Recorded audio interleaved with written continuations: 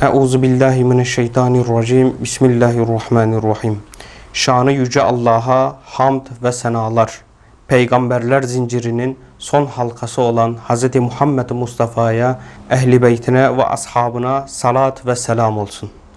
Allah'ın mescitlerini ancak Allah'a ve ahiret gününe inanan, namazı kılan, zekatı veren ve Allah'tan başkasından korkmayan kimseler imar ederler.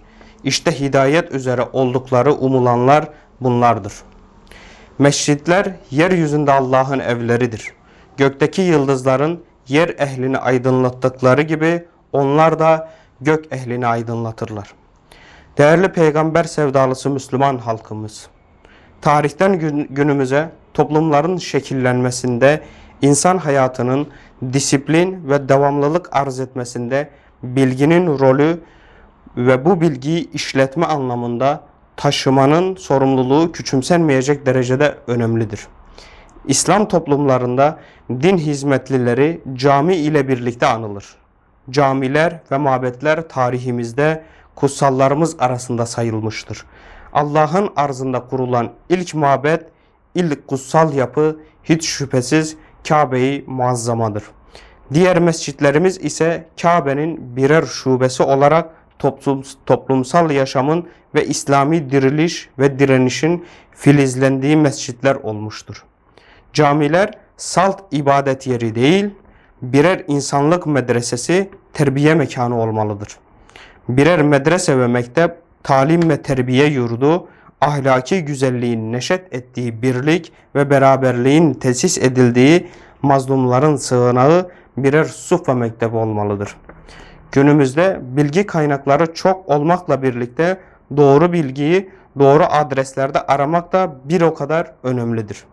Tarihte toplumların şekillenmesinde din büyüklerinin çok büyük katkısı olmuş, toplumsal yozlaşma ve ahlaki kriz dönemlerinde sorunlara aklı selim ve sorumluluk bilinciyle yaklaşan alimler toplumların ayakta kalmasına büyük katkı sağlamıştır.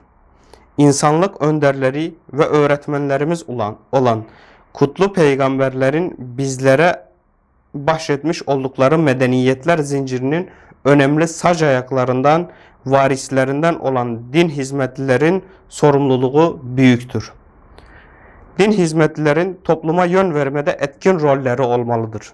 Adil, şeffaf ve tarafsız bir şekilde hakkı ayakta tutma, her türlü istismara karşı vahiy eksenli hareket etme temel şiarları olmalıdır.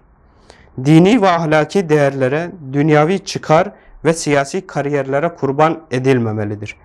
Din hizmetlilerimiz toplumun çimentosu olduklarını hiçbir zaman unutmamalıdırlar. Kapitalist dünyanın dünyavileşme hırsı dayatmasına karşı bilgi ve ilimde paylaşımcı olmalıdırlar.